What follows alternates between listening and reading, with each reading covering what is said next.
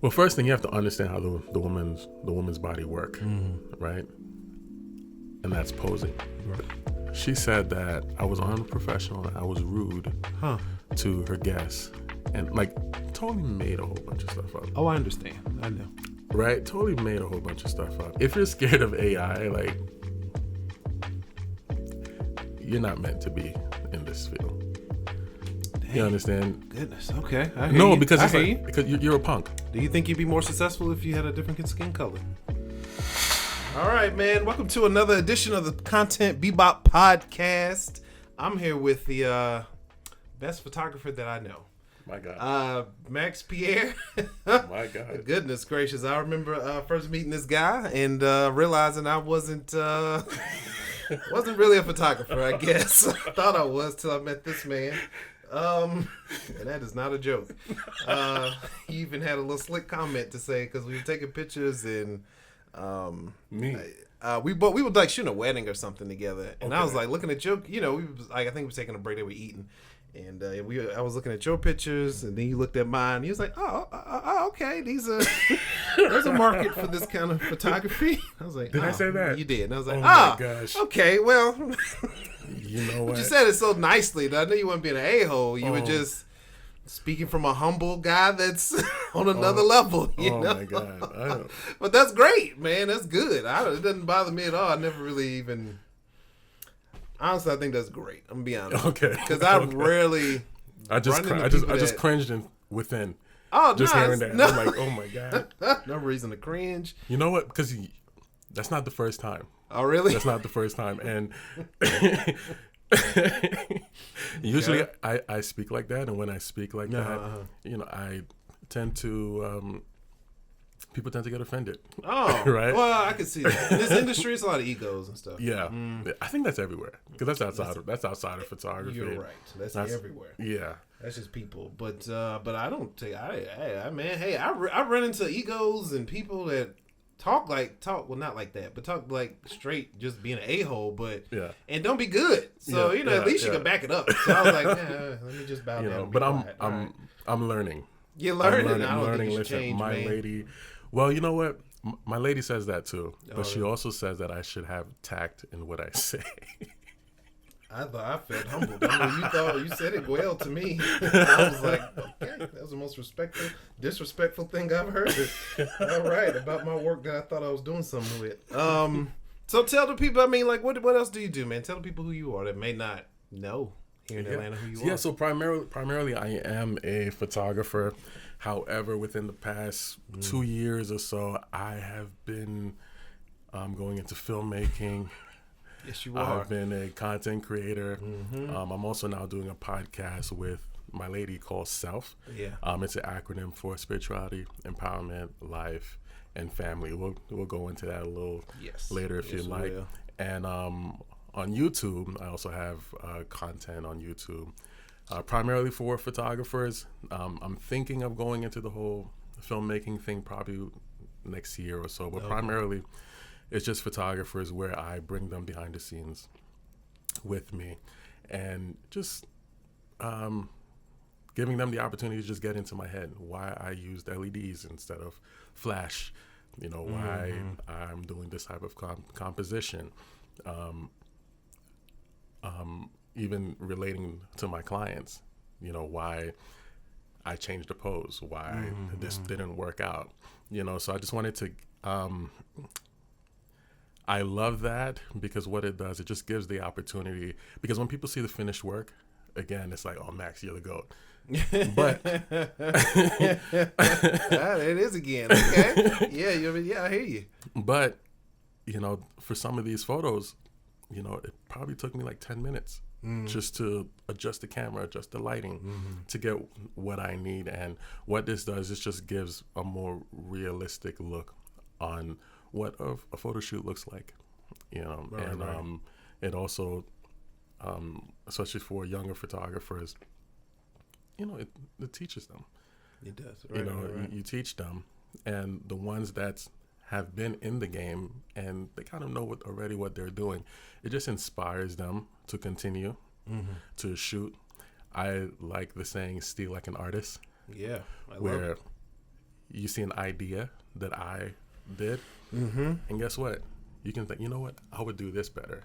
Or I would add this on there, and that's what makes our industry amazing. Yeah. You know, so I love. I'm starting to really love content creation. Oh, really? Yeah, I am. It's like more than photography, or I would say Oh, really? it's getting there. I'm gonna tell you why. Because when I first started photography, it was because, you know, just because I wanted to be creative, you know, and of course, it ended up being a passion of mine. I mean, there's a beginning story if you want to get into that. Let's get into it. What's the beginning story? So let me go here Okay, first. yes. You know, so it where was I saying? Yeah, so it became a passion. Then after a while, not so much, because, you know, you get into business, Right. you know, and it's not about you anymore. No, it's not. It's what the client wants and what the client needs. Soul sucking business. Yep. And then you realize you go 3, 4, 5, 10 years shooting the same thing over and over and over again, because again, it's what the client thinks they need. Every now and again, you get that unicorn client that's like, Max, do whatever you want, as long as you just stay in this, and this. Right. Okay, cool. You know, and that has caused me to kind of dial back. Not kind of, but I did dial back from client work and just pursuing other things, other passion projects, because I got to a place where, when it gets to a place when you're not excited about your work anymore, you're not excited to post, you're not excited to update your website, you're not excited to show your work. You know, it's you know, it's a different feeling, man. It is a different feeling. It's a different feeling. But I guess, so would you so obviously you're more of a creative. So like, what about motivation versus discipline? Do you just feel like even on, what do you do on those days you're not motivated then? I don't think I have an issue with motivation. Oh, you don't? Okay. I don't think I have an issue with motivation.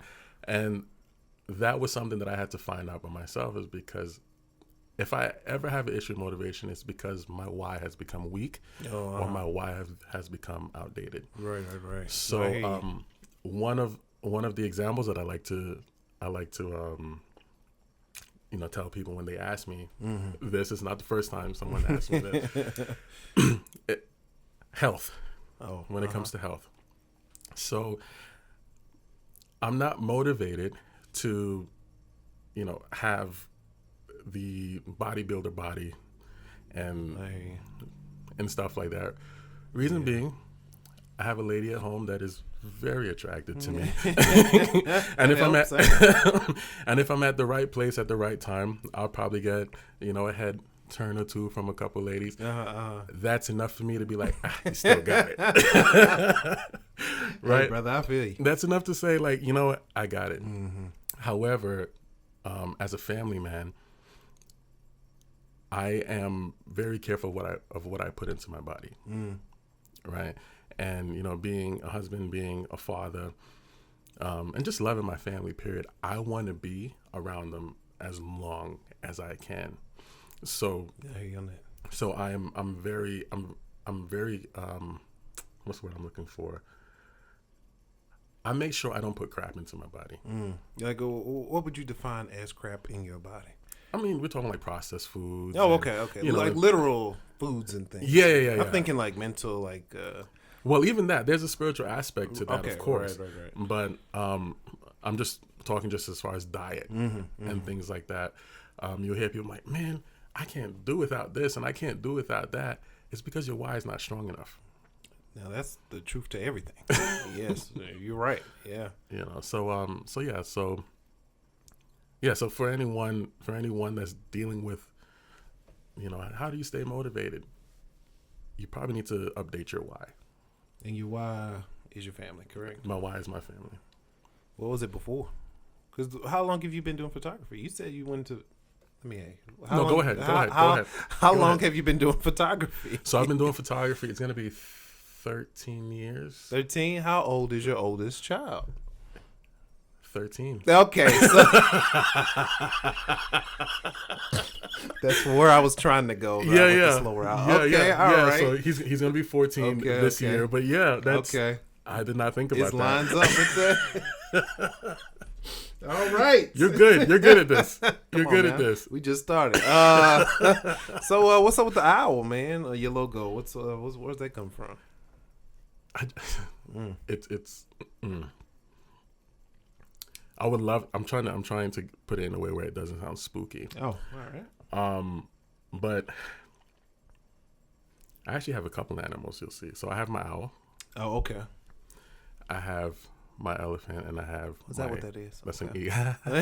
It's just okay, I can see it. Maybe because it was upside down. Okay, yeah. It's an elephant, and then the eagle. Okay. But the owl. But the owl. One of the things. I mean, it's a symbol of knowledge, of course. But one of the things that's underrated, it's ability to hunt. Okay. And by the time, let's say a little mouse, or whatever, gets caught, it's already in the air. Like, oh, what happened, right? And what the owl represents for me was there was a place in time where I would get excited about a project that I'm gonna do, and I would just tell the whole world, and there were things that would be thrown at me. There's jealousy, and I just had to learn to just shut up. I had to learn to shut up. So what the owl represents for me is like the owl hunting the mouse. It sees the mouse and knows what it wants, but in order for it to be effective, it moves in silence. Oh, so that's what the owl represents. Okay. So that's what wait. Okay. All right. That's pretty good. So that's what the owl represents for me. Okay. What? Okay. Like, all right. That's a lot of thinking behind. So you like, all right.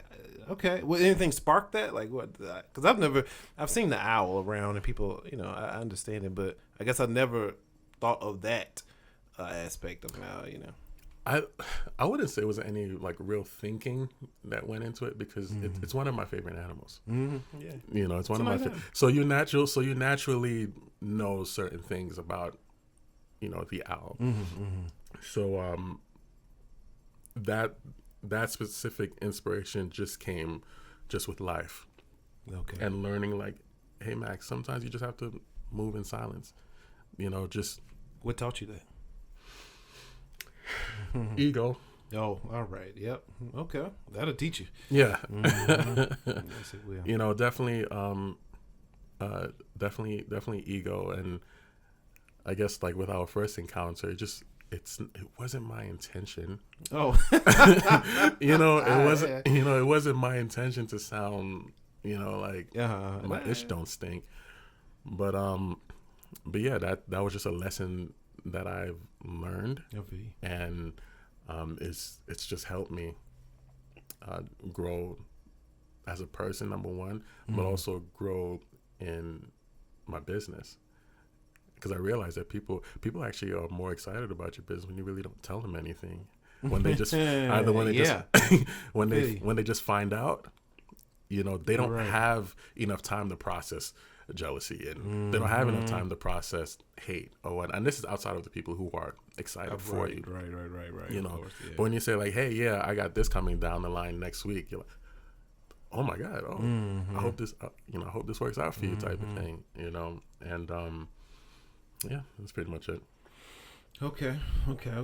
So, I was doing some research on you. I'm looking through your Instagram, watching your social media, YouTube, all these things, and I could not find like a single instance of you not being dripped out, super clean, dressed like to the T, man. I saw one picture where you had a black shirt and black jean shorts or something on the thing. And I was like, okay, he looks regular in this picture.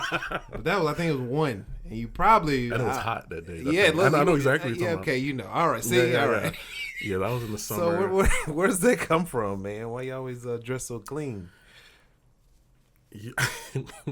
First of all, thank you. Yes, of course. Thank you. All right. See? I appreciate that. Not a problem, brother.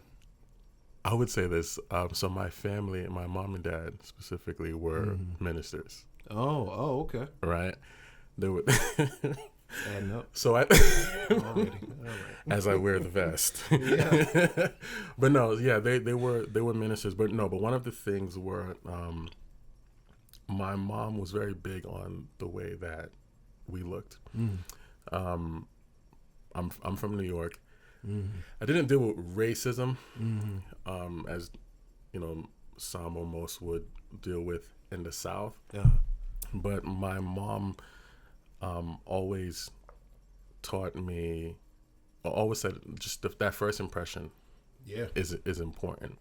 So even there's some stories with my friends who they would go into a store and they'll be followed and things I've never had those stories, right? At least from what I can recall, I've never had those. I've never had those stories. So you've worked with some big name clients. Saw a few big names on your website. How is it working with those clients? Do you enjoy doing that kind of work, or I mean, because obviously the accolades that come with it, but do you prefer that to working B2B or B2C, like with clients and stuff? It's two totally different experiences. It is. It's two totally different experiences. B2B is amazing. Reason being is because you're working with so many people. Right. You're working with so many people, and it's not a dull moment on set. Right. I can probably count on one hand where it's just like, oh, it's just boring. And you meet so many great people. You meet so many other great creatives. Yeah. B2C is different is because of the impact. Yeah, I hear you. The impact is different, especially working with women. One of the things that I've found out, that I've realized, early in my career, is that women really have a tough time with themselves. I understand. Of their, just the way that they look, even if they look amazing. And there were certain things that I would realize that they would say in front of the camera. You have the regular, oh, make me look 20 pounds lighter, or everybody, or take out the double chin. But you see the confidence before the camera, and it's just not that great. It's just not that great. But after the session, the confidence is like it's through the roof. And what I realized is that when I spent the time in making them look great and feel great, the confidence kind of the confidence grew. Period. And that was every session that I would have with, it doesn't matter the age, the race, the size of the lady. If you can usually tell by the first phone call, because they start giving these excuses. Oh, I don't take a lot of photos, so I probably won't be as great as the people that you work on. Max, you really gonna have to work with me, or and things like that. And I laugh it off, but I'm taking notes, and I'm like, there's something there. Of course, yeah. There's something there. And in the session itself, you realize it's more than just taking the photo. Yeah, it is. But you're I don't want to say a therapist, right? Because I really respect I really respect what they do.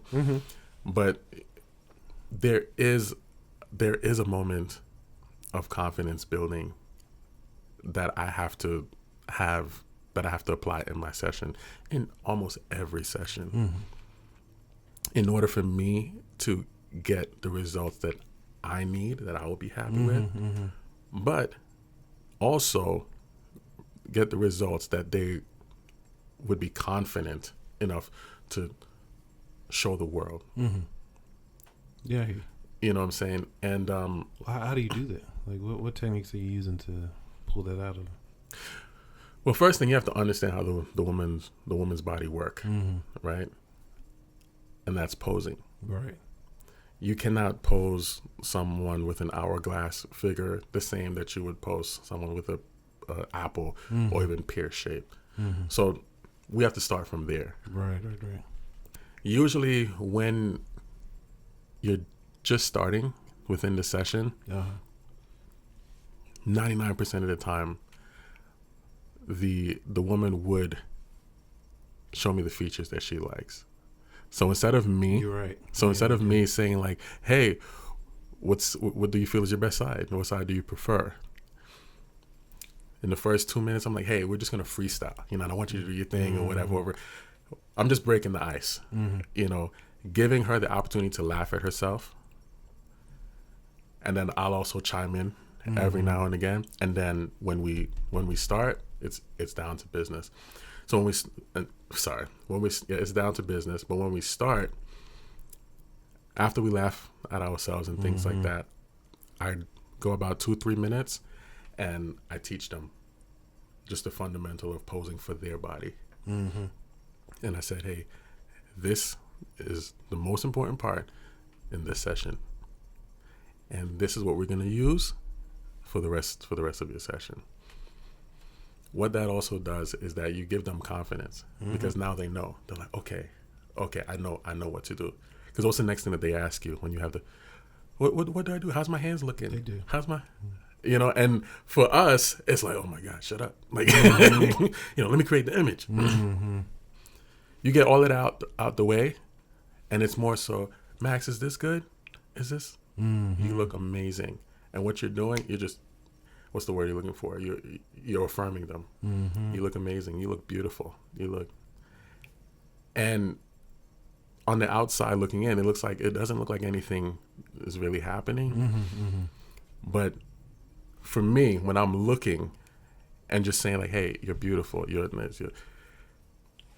the confidence is just on a whole other level. So yeah, so I totally forgot where we started. We started with what techniques you're using to to pull this out of people. And hey man, you are a master of your craft. You're right. And that's when I realized like, photography ain't really mine. Because you're right. These are the things that you have to do. You have to have a high level of emotional intelligence. You gotta, like you said, understand the body, males and females, especially females, because they just have such a wide range of body shapes and types. We're lucky. Like, to be honest. Yeah, we are. To be honest with you. Yeah, either got a beer gut or no beer gut. That's all you get with me. But like you say, women have different shapes, and oh my goodness, there's a lot going on. But yeah, so okay.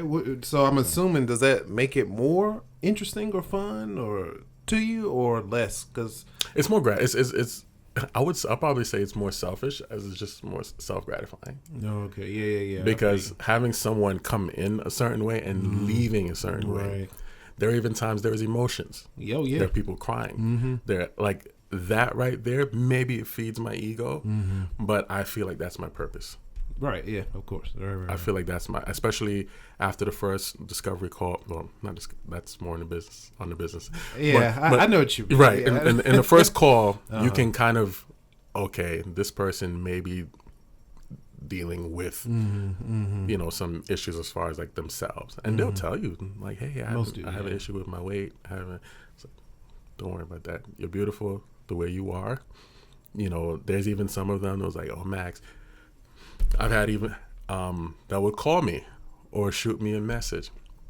Hey, I want to work with you, but I want to work with you in 6 months because I need to work out and things like that.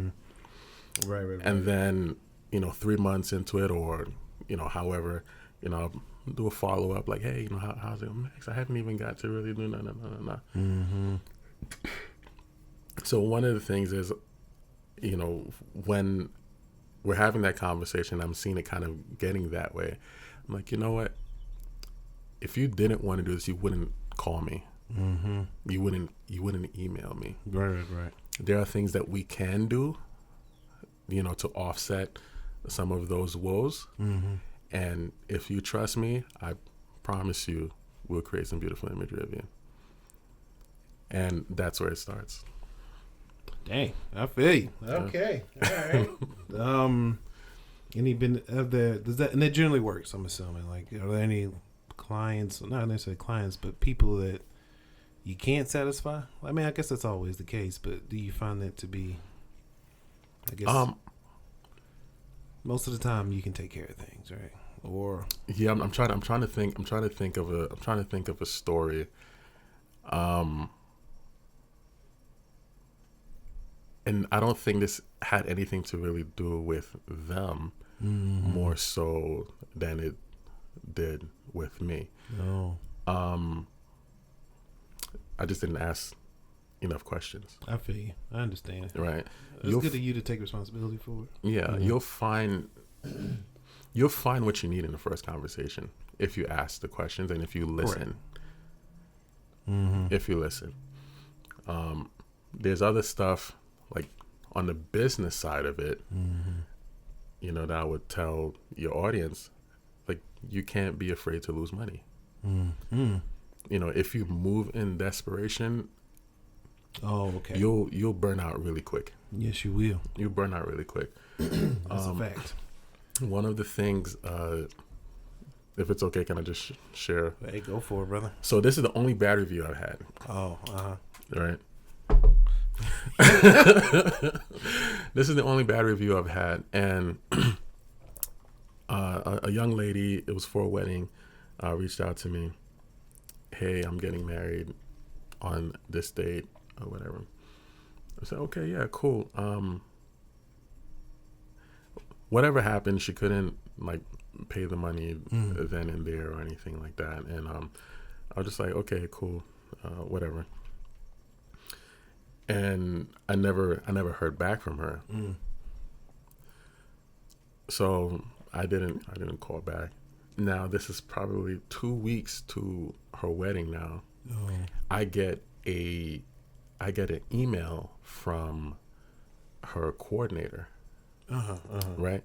So I call the coordinator. I'm like, hey, listen, I think you sent this to the wrong person.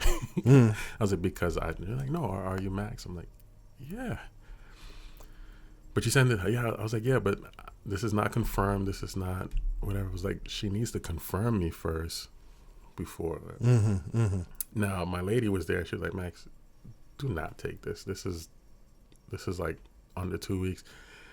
Do not take this. And then, matter of fact, the day after, I had a job in Florida. I had to take a flight out too.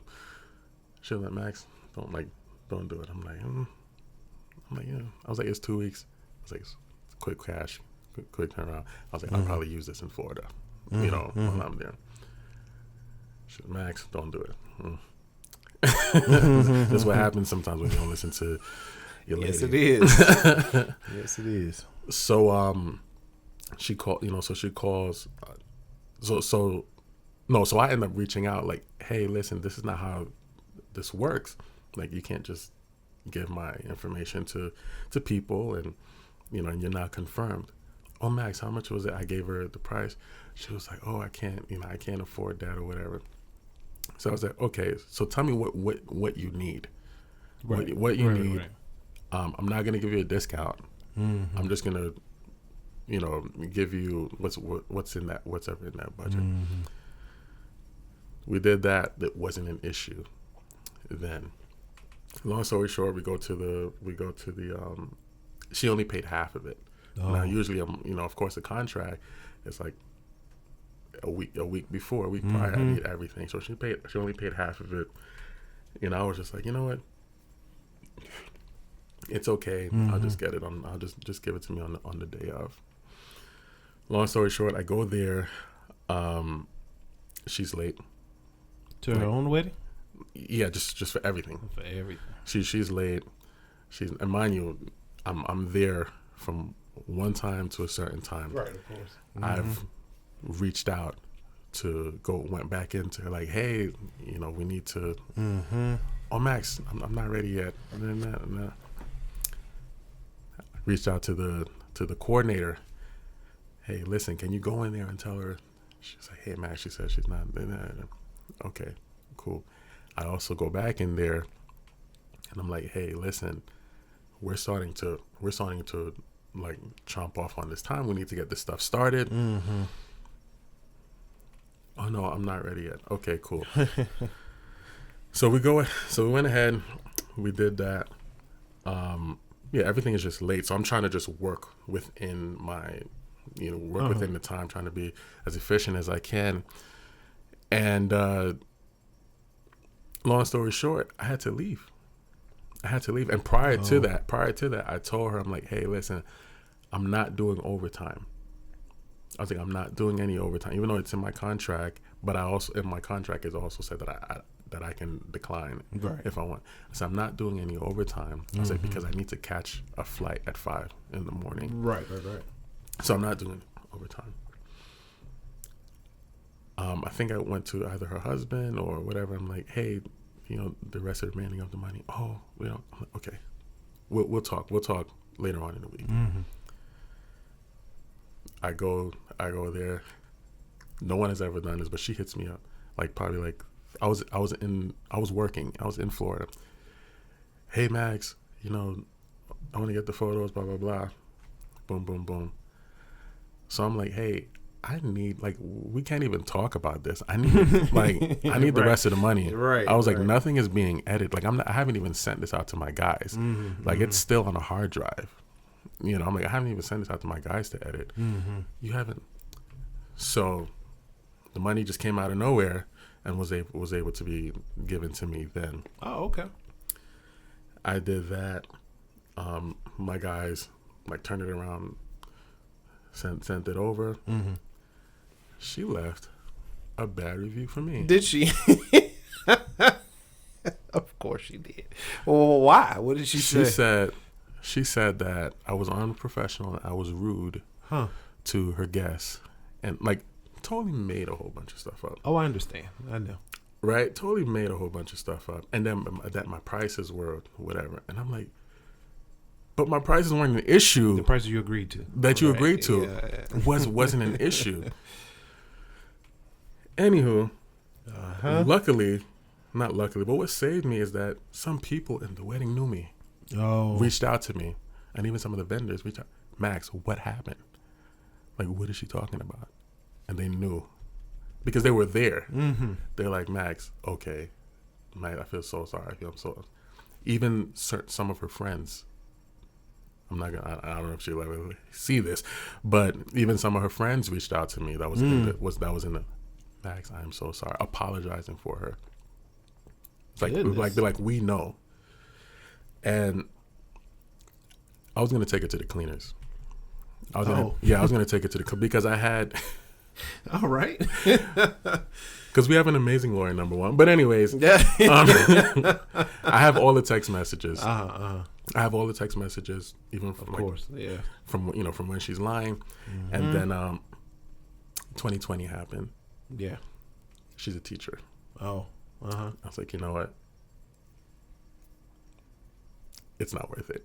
And her husband was was working in a division, or working in his career path was definitely going to be affected. Oh, my beef wasn't with. Yeah, you should have went for him then. Right. No. Okay. My beef. No, my beef wasn't with him. Yeah. You know what I'm saying? And my thing is I don't want to start something before. I mean, they just got married, right? So okay, you're a good guy. I know. I like to think so. So I was like, you know what? We'll just keep it at it as it is. If anything, I still have all the text messages here. If I have a change of heart, but yeah, I'm sorry, but I was a long. No, it's fine. It's a good story, man. No. But it's I think everyone has those stories. That's one of the downfalls of working B2C when you're working with clients. It's just a lot of times just emotion. That's the driving force behind everything. It's not about solution. It's not about the work. It's just about how you made me feel. Yeah. After I gave you money, and that's really, I mean, it can be good or bad, Yeah. In this situation, it was not so good. Okay, so I'm assuming, because we started with do you prefer B2B to B2C, but we went down this path of B2C. I'm assuming that's where you like to stay or like to be. I'm assuming. What, B2C? Yeah, like working with like weddings, clients, individual like portraits, things like that, as opposed to the Dillards and the Nanolites and stuff like that. No, I don't have a preference. Oh, you don't have a preference? I don't have a preference. Okay. I probably wouldn't. So I dialed back a lot from the wedding business. That was one of the reasons. And two, it just, when you're shooting for so long, you're doing the same thing. So me and my lady, she was working with me in the beginning. We were shooting anywhere between 55 to 65 weddings a year, and there's only 52 weeks in them. Right, exactly. So, goodness, y'all were busy. Yeah, and on top of that, we're traveling, a lot. Gracious. So, we never really had time for us. We never really had. I mean, she was amazing with the kids, but I wasn't there. Right. I was always working.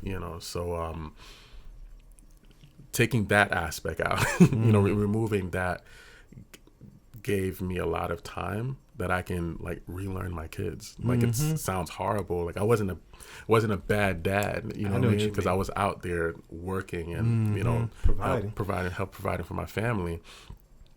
However, there was a lot of things that I missed. There's things I didn't understand about my kids, that I had to relearn. And thank God, I have a much better relationship with all of my children. I have 3, and including my wife. Now that I'm home more, and I'm able to be efficient in the things that I bring in, the money that I bring in, and things like that. Yeah. That's and that only happened because of consistency in the business. I was able to build that, and now I can right. I have the flexibility to do that, of course. Okay. I don't want to let anybody make anybody feel like they can just like quit and just create that kind of life. Right. Yeah. So that's true. Because I naturally wanted to ask. My next question was, so how did you? If you cut back, because there's a lot of weddings to cut back on, obviously the money changes, things like that. Like, have you found, how does a creative survive when they cut back creatively, especially when you're freelancing? What does that life? Obviously, you spend more. It's the balance. You spend more time with your family. There's less coming in. You spend less time with your family. There's more coming in. So, what balance have you found? And you say you stopped the weddings, right? So, does that mean you've taken on more smaller clients with bigger budgets, or how does that look? Yeah, so definitely with that happening, you have to be a little you have to be smarter in your pricing. You do. And so on the photography side, what I started doing was introducing products. Oh, like what kind of products? Like canvases, prints, and things like that. And so I print at my studio. And those upsales, help as far as of course the tickets leaving the studio. As far as the B2B side, of course, I had to raise my rates. I had to raise them in a way where it makes sense. It makes sense for me, and where I can still at least have that balance. And then let's be honest, we have to be good stewards of our money. You have to be. We have to be. That's a whole nother podcast. Creatives and dealing with their money. Goodness. Yeah. We typically aren't the best. No. And thank God for my lady. but because it will go right into a camera. Like I'm like, yo, this is great. Ding dong. Max, another camera. Maybe I needed it for this one shoot. I hear you. I use it for like Trust 2 me. shoots and don't use it again. I know. So yeah, so definitely, that was, that helped. Just being a good steward with the funds that's coming in. So, Okay, well that's good. So, what advice would you give somebody that's interested in, I guess, working with? I guess what advice would you give someone interested in doing? Because like you said earlier, these are 2 different paths. Working, these are 2 different paths. Because I always tell people figure out what you want to do first. Yeah. But assuming they want to work with companies, what advice would you give them? Versus what advice would you give someone that wanted to do? Let's just do weddings and portraits. You know what I mean? Like, yeah. So you're 2 different people, right? right? So B2C, portraits, weddings, they're hiring the creative. B2B, they're hiring the expert. Mm-hmm. So what do you like? So for me, I love advertising and marketing and content creation. So I am always consuming content or reading like what's next. So that in that first discovery call, yes, they're going to reach out to you because they like your work and cool. But what sets you apart is when you're able to speak with the marketing manager or whatever, and you're able to speak their language, and you start building that trust because they're like, oh, he knows what he's talking about, right? On the on the B2C side, you're building. They are hiring the expert, of course, also. However, it's different because you tend to win over those clients more on a personal level, as opposed to everything that I know. They see your work, you don't have to sell them. Like when someone and that's the thing, when someone calls you doing portrait study, you don't have to sell them on your work. Like they're already sold. They're probably just calling you just to see if you vibe, if you pass the vibe check. And that's what I realized. 80, 90% of the time, it's, am I passing the vibe check? If I pass the vibe check, I'm hired. Right. Because, it's not a lot of talking to be done at this point. You see my work, And the only thing is price. Yeah. And price, are you willing, can you afford me? And if you can't afford me, then let's vibe some more. Yeah, you're right. Okay. Do you think you'd be more successful if you had a different skin color? No. Oh, okay. I like that answer. I hear you. No. And I know it's probably not a popular answer, but it's a different time. But I see white photographers that I'm more successful than, who are just as good as I am, or probably better than I am. But there's just probably something that they're lacking. That is racism. Is racism real? Of course. Okay. I'm not denying it. But this goes back to your first question of how I carry myself. The way you carry yourself, you demand that respect without saying you need to respect me. If someone sees like, oh, okay, especially for older. So when I did some work for a country club in Michigan and Wisconsin, and white people, of course, they were older. The first thing they would do is when they come in, they would look at my shoes. Oh, really? Yeah. I didn't realize that until I started getting compliments on my shoes. Okay. And then I'm like, because I was like, how did you know? Yeah. I started getting compliments on my shoes, and then when you're looking at the body language, what kind of shoes you have on? They look at you like these. I would have to send you a photo. I mean, were they like dress shoes? Were they J's? It was boots. Oh, boots. Like yeah, boots. yeah. Okay. Like dress boots. Oh, okay. Like dress, okay. Like fashion boots. Yeah, when I started observing like just their body language towards me, they would look up like that. That's exactly how they would do. And it didn't matter. I had dreads. Yeah. Matter of fact, it wasn't even as this long. It was like, Oh, really? you know, and yeah, it was that. There was certain some of them would, you know, they would give you like tips. Oh. You know what I mean,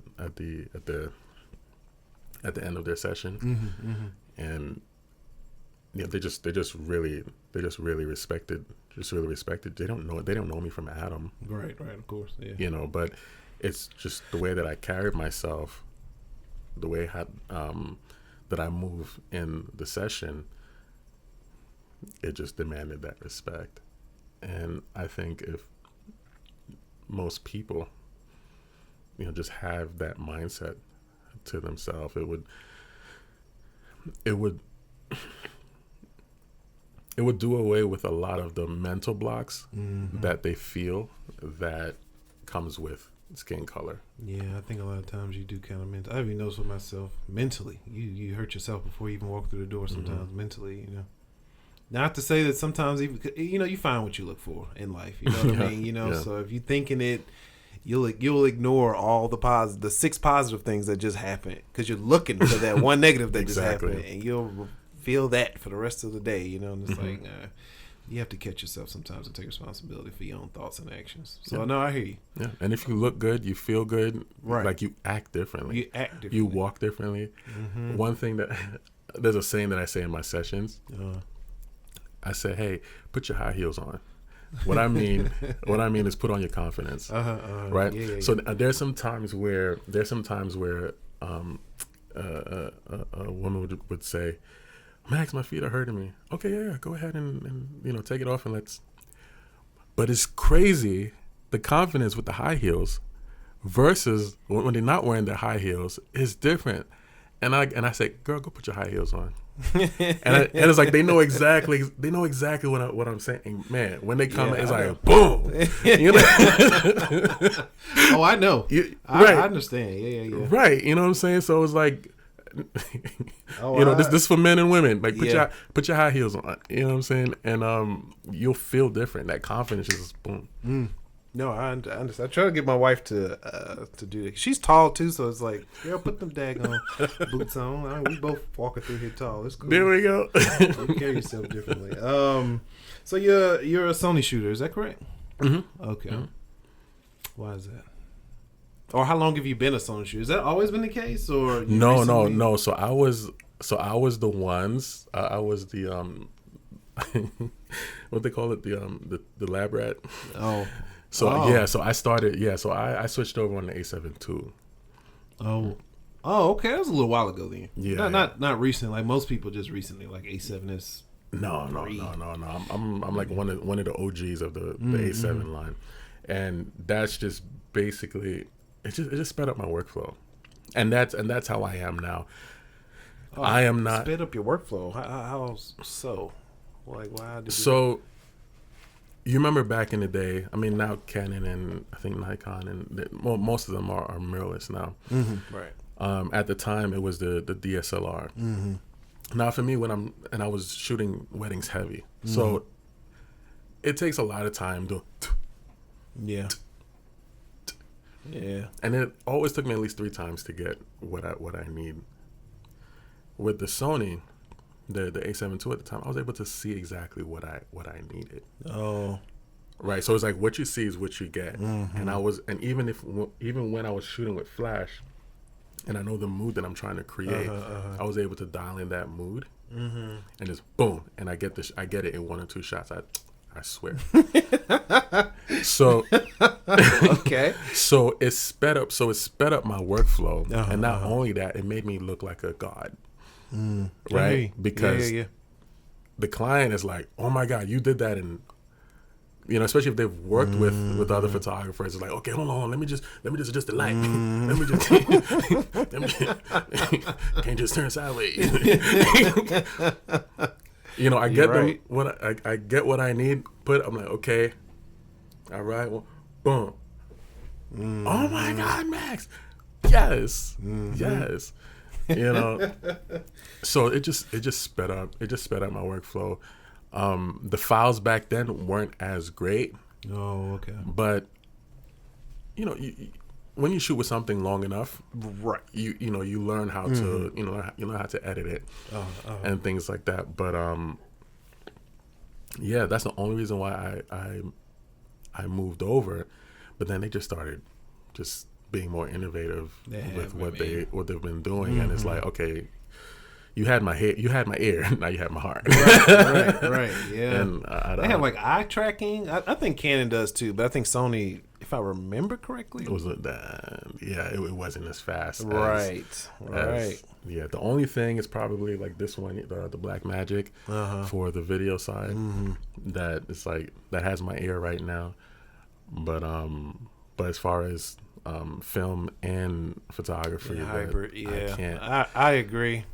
I'm just kind of locked in with these Canon lenses, but I guess I could just get an adapter or something. The right? MC11 is only like $200. Yeah, I know. I don't like adapters for some reason. But, I mean, it works. But so you're right. I've been using it since. So I had my MC11 since 2015. Oh, really? I've been using the same one since 2015, and I have Canon lenses on it. You have Canon lenses on your Sony cameras. That's crazy. Still. And which body are you using right now? A7 IV. Oh, okay. Man, I want that. That's a nice camera, Oh, right? it's beautiful. Is it? Oh my god, it's beautiful. Why'd you go with the A7 IV? Why not the A7R? Too much information for me. It was too much. Too much information. Those Sonys, they tend to. I would probably for the A7R, I probably would use that for like landscape or even like commercial beauty images, just for like the retouching aspect of it. But God, them stuff is like 100 megabytes like per image, like raw. That's too much. At least for what I shoot, like that's too much.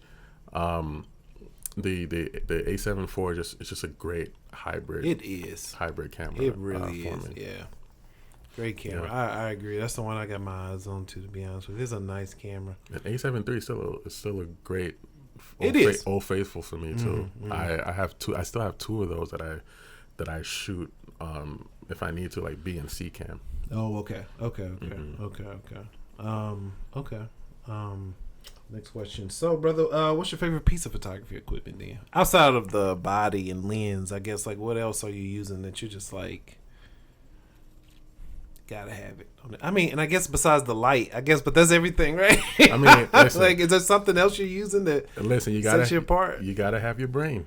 You know what I'm saying? You gotta have your brain, and I know that sounds. I understand. But you gotta have your brain. You gotta have your eye. Like, I thank God and I appreciate for what He's given me here and what He's given me here.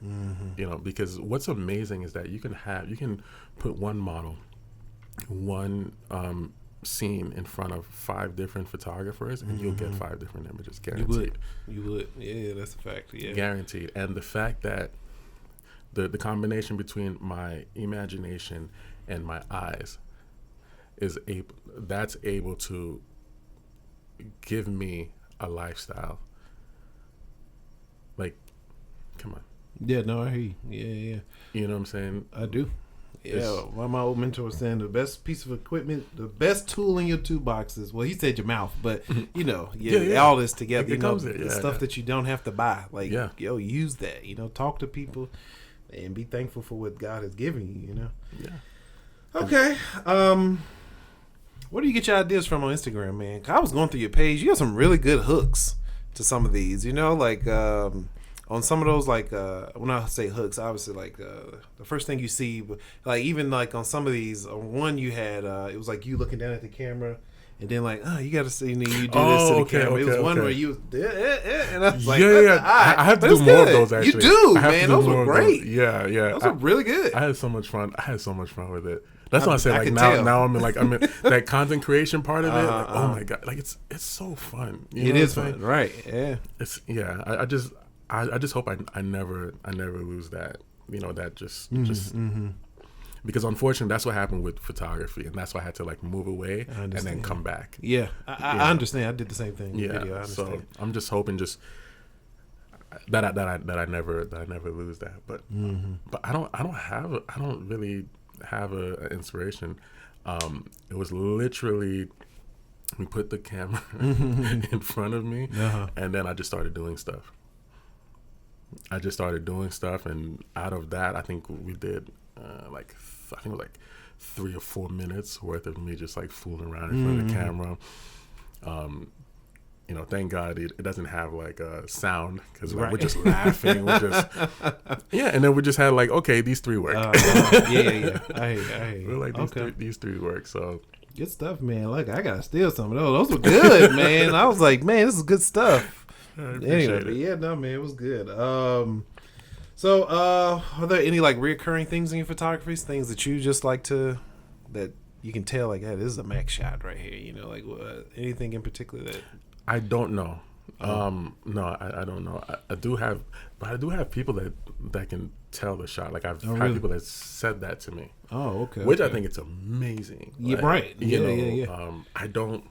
For me, I don't have a.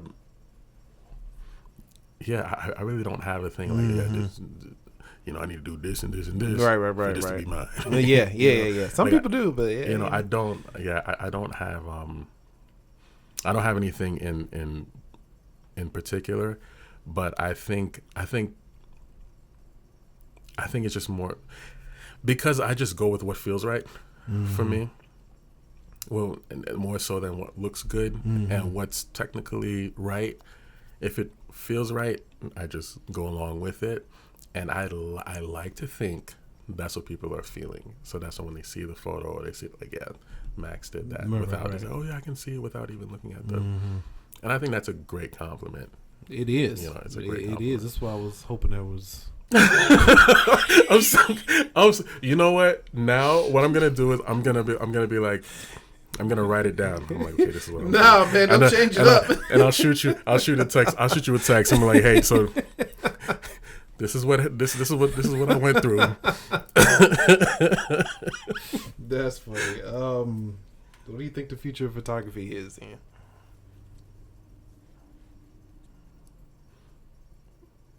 Again, without sounding too because I was saying in my head and I was like, ugh, Max. It's whatever we want it to be. Okay. I'm guessing this is like you're mentioning like AI and stuff like that. That's the next question. Yes. Yeah, if you're scared of AI, like you're not meant to be in this field. Dang. You understand? Goodness. Okay. Because it's like because you're a punk. Yeah. No, I feel. And that's for every because this is how I felt about DSLR and mirrorless. When I had the mirrorless, oh, that's not a real camera, and that's not that. Okay, you understand? Right. I'm using the tool to if it gets me better results, or if it gets me there faster, then why not? Right. No, I agree. There are times where I've used AI to help me retouch a skin. You understand? If I'm having difficulty, I'm like, just let me see what this does. Right. Okay, cool. And then I can tweak. Right. And I get there like 50% faster. Right. It's a tool. Exactly. Right. Another tool. It's a tool. Photography's not going anywhere. It's not. And if I'm wrong, hey, cool. 10 years from now, if I'm wrong, I'm probably moved on to the next thing. Right. But you still look at, on the side of the bus, you still see billboards. You still see magazines. You still see pictures on the internet. You still see pictures as far as advertisement. So there is a need for it. There is. So if the industry is evolving, why not evolve with the industry? Yeah, just stay ahead of it because you're not stopping it. All that complaining and crying ain't going to stop AI. It's coming. It's taking so many jobs. You better be in line to get one of the first jobs. Yeah. The ones left. Right. You better learn some IT. Right. That's just life, man. You got to be able to adapt with it because every industry is going to get hit. It's not just photography, to be honest with you. Even though I find it ironic that before AI got to where it is now and where it looks like it's going to keep going to, but people were saying like, oh, you can never stop a creative's job. Take a creative's job. They're going to take all the blue collar stuff first, and it seems like AI coming out is taking exactly the creative jobs first. They're doing what we thought a computer could never do. It's so weird that I find it ironic that that's the very thing it's the best at doing so far, I think we should all unite and just copyright our work. Because the only reason why they're so great is because they're taking all of the work that we made collectively, the millions and billions of work that we made collectively, and that's what you call it. Right. The Taj was I can't remember where they can you prompt it to create you prompt it to create like a image. Right. It's they're grabbing images from stuff that all of us created. What do you think Chat GPT is? Right. It's the information from that we the people have created on the internet. It's just making a hodgepodge of all that put together. Exactly. And they just come with the answer quicker. But they're not you're us. right. That's a good point. Yeah. Might be onto something. So tell me about your YouTube channel, man. So I have two. So since this is the content Bebop. Come on, man. We're gonna do. I'm gonna do the since we're talking about photography. So I have a YouTube channel, Max Pierre Jr. Creative, and on that channel, it's photography behind the scenes, tips, and tricks. And what inspired me to start? Let me start there. What inspired me to start that channel is that when I was a younger photographer, there were a lot of gatekeepers.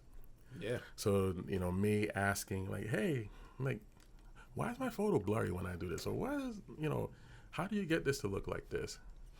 And nothing. They gave me something that's general that doesn't help. Yeah, it's a very toxic community sometimes. Oh my God. Goodness gracious. Yeah.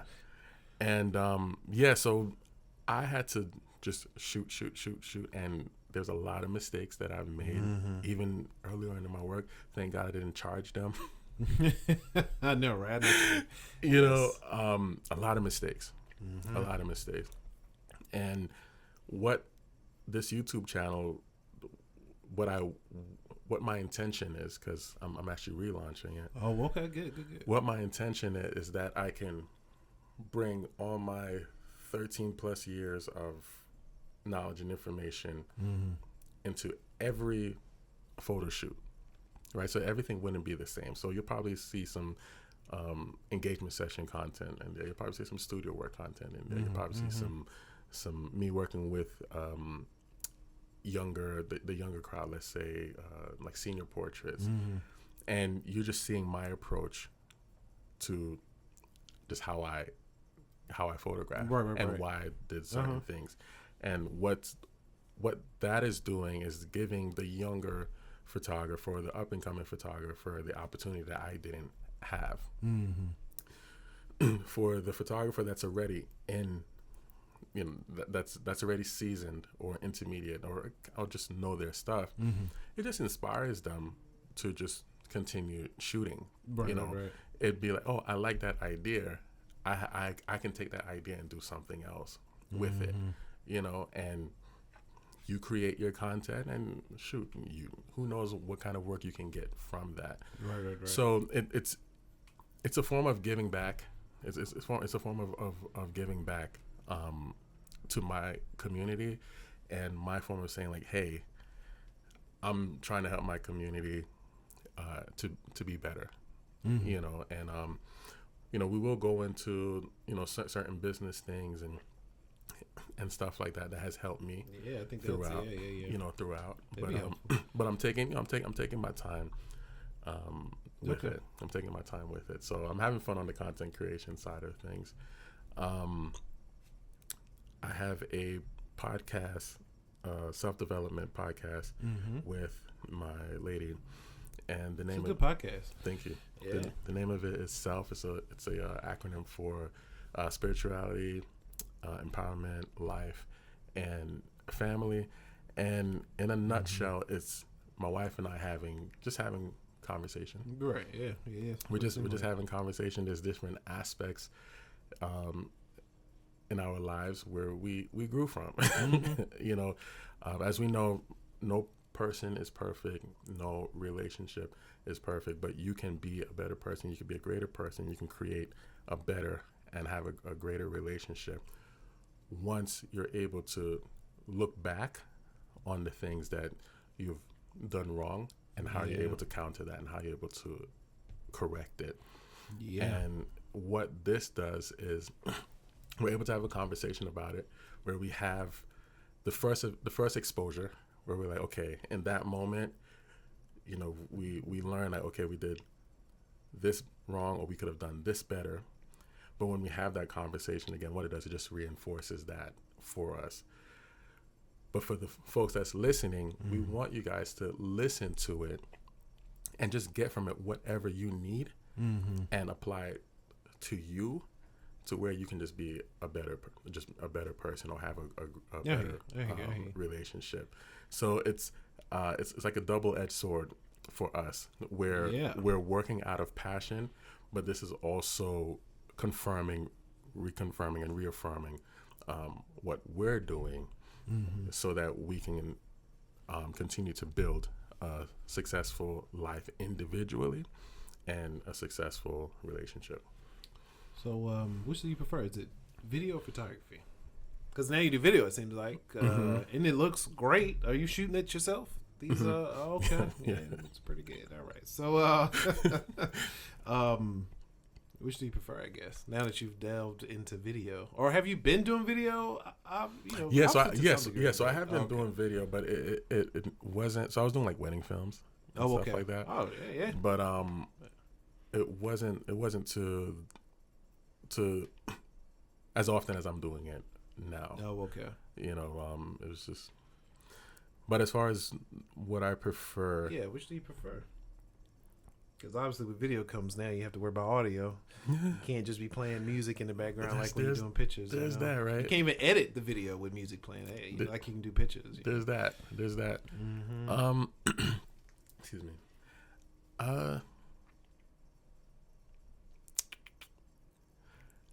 It's a good question, actually. Yeah. So I think not that the other questions weren't great. This one is like, why do you like? So I would say this. As far as I would say photography is a little self-fulfilling for me, where, you know, it's me being creative and wanting to and me creating from what's here. That's what it is. And when I see it materialize, it's like, you know, it's that excitement. It's that excitement.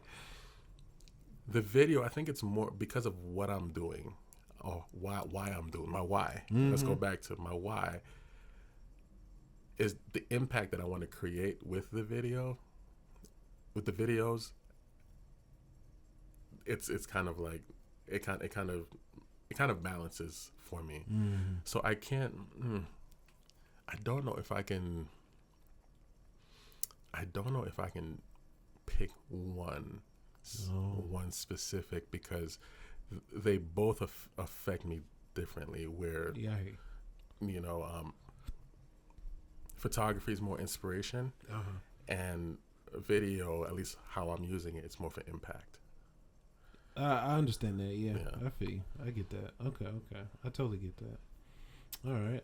You feel like you're doing too much at any point? You feel like you're doing too much because you're podcasting, doing photography, video. I'm not doing enough. You're not doing enough. The opposite. I'm not doing enough. Because the consistency. You know, if I'm being honest, is the consistency. And I read to you an email that I got just last week of someone. Right. You know, we're just saying like how they were effective by some of the work that I did. And you know, for me, I allowed myself to get so much in my head.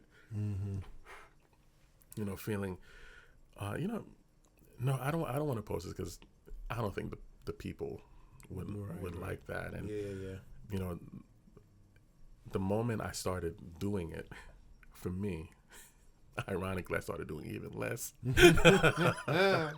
because there's that fight. But Right. that email just kind of just proves like, Max, Yes. get out of your head, bro. Mm-hmm. Get out of your head. Release the content. You don't know who's affected by it, how they're affected by it. As long as your intentions behind it is whatever your intention is behind it, the person that's consuming it, they're gonna feel it. Right. They're gonna feel it, and that's what happened.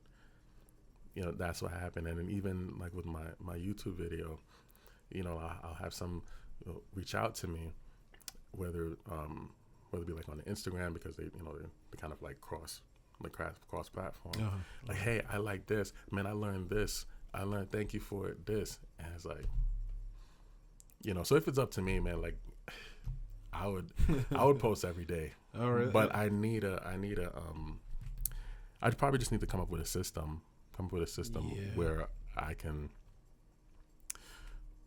be more effective as far as my schedule. So, but to answer your question, I'm like, I don't feel like I'm doing enough. Oh, okay. Yeah, No, because I love what I do. Like, I love what I do. I can tell. Yeah. I love people, period. And I think anyone that has a dream deserve to give themselves a chance. And too many people discredit themselves or out themselves before it gets hot. Right? So meaning it's like oh, I'm not good enough. Or I'm not whatever. Okay, so as a photographer, if you don't feel like you're good enough, me, along with other creatives, we'll put out content to help you. You know what I'm saying? We'll put out content to help you, to give yourself a chance to be like, oh, okay, now I understand this. So even, and I forgot to say, I also do workshops. All right. I also do workshops. So for right now, I only do up to 3-on-1. So I do 1-on-1 to 3-on-1. What are these workshops on? So photography. I figured. Okay. Photography. Yeah. So my last, which was May, last week in May, the guy, he texted me back, and he texted me the next week, was like, Max, I'm putting all this stuff to work. Like, thank you so much, blah, blah, blah. And his thing is he just didn't have a good foundation. Oh. He just didn't have a good foundation. He was on YouTube, of course, but the thing is with YouTube, it's just a lot of information that you have to, It is. Yes. And I think he just got like boggled down, and then someone sent him my way, and I'm like, yeah, I got you. And I was like 4 hours. We spent 4 hours, and we went from fundamentals all the way to the fundamentals of posing. And he went, I don't know if it's a session he had or whatever, but his excitement was ridiculous. And I see that he posted some work that he was doing, I guess, for a client or whatnot. And if you see the difference, just night and day, and you can tell that he's using some of the lighting techniques, lighting techniques, and you see the difference, and it's like, that's what I feel is part of my purpose, is to give these people just a chance, like give them a solid chance. And even if it gets to a place where he's like, you know what, this wasn't for me, he's not saying it because he quit, because he didn't feel like he was good enough. It's just like, it's probably just not my thing, but the excitement. I hear you, man. It means a natural born, maybe educator. Like maybe YouTube. I think everybody should be doing YouTube. But maybe it sounds like you're on the right path then, right? I hope so. Yeah. Sounds like you do enjoy educating people and helping others. Yeah, we need more of that, man. I hope people don't lose sight of that. You gotta help people. You gotta pass it down, man. You got I agree. to. All right, man. Any advice for aspiring photographers? Words of wisdom. I think we said enough, hopefully, but I guess if I have to leave something, is don't give up on yourself too soon. Don't be afraid to be yourself. First impressions. First impressions. Hey. First impressions always. First impressions are important. Mm-hmm. And be humble. Be humble. Hey. I'm sorry. Yeah, no, like Be humble. Yeah, be humble. Mm-hmm. Be humble, because there's never, even to where I am now, I am still forever a student of life. You have to be. Right. Forever a student of life. So if someone has they think that they have a better way, I'll at least listen to it. Mm-hmm. You know, because at least listen, right? Yeah, I'll at least listen to it. Mm-hmm. When you're, I don't want to be like those old time photographers. You know, they still have the 3 DSLRs with the big heavy, the big heavy flash heads and whatnot. You know, I don't want to be that person. Yeah. Like, evolution is beautiful. Evolution is beautiful. People try to fight change, but like we talked about earlier, it's natural, man. It is. You might as well jump on board because it's coming. It is. All right, man. Where can people find you? So you'll be able to find me online at maxpierrejr.com. On Instagram, maxpierrejr.creative. That's MAXPIERREJR. On YouTube, it's also Max Pierre Jr. Creative. And if you're interested in the self-development podcast, it's called The Self Show, and that is Self with D and Max. Okay. Mm-hmm. All that information will be linked below. Thank you for joining me today, brother. Thank you on for another having episode of Content Bebop Podcast. I appreciate it. Thank you, brother. Before we go, though, brother, okay, it seemed like we were done, but we're not. Before we go, Sight. Gotcha. Anyway, real quick, these are like rapid fire questions. I like to ask everybody these questions, just to kind of wrap things up. These up. are fun, actually. Oh, is it? Okay, well, all right. I hope it is on my end. Okay, brother, let me ask you these questions real fast. First question: Android or iPhone? Okay, all right. iPhone. I'm sorry. All right, in your own words, you said no. I'm sorry. Mac or PC? Mac. Okay, all right, good one. Short form or long form? Long form. Okay. When you answered that question, are you referring to consuming long form or creating long form? Consuming. Watching it. Okay. Mm-hmm. Right. Just curious. I purposely ask it open ended. What's a good movie or a good podcast?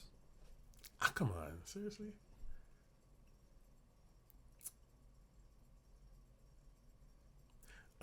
I'll say a good podcast, because really? I love how personal it can be. It can be. Goodness gracious. I was surprised. I keep saying it, but man, you guys were personal on the self podcast.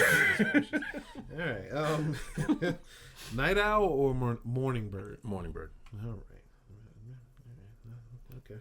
All right. Well, would you rather have a camera that never runs out of battery or a camera that never runs out of memory? A camera that never runs out of memory. Interesting. Why is that? I'm just curious.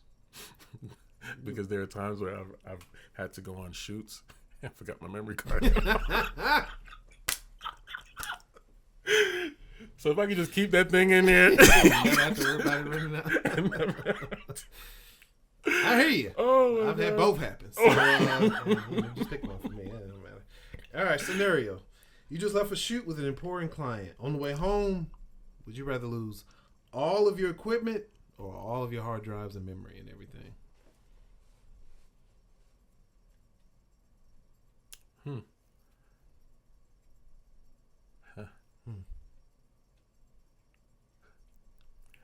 This may be a cop out because I have insurance, probably the equipment. That ain't a cop out. It's a smart answer. You know, that's the answer you're supposed to choose. Because you're right. You should have insurance on it. That's it, brother. I appreciate it. Thank you, man. Thank you.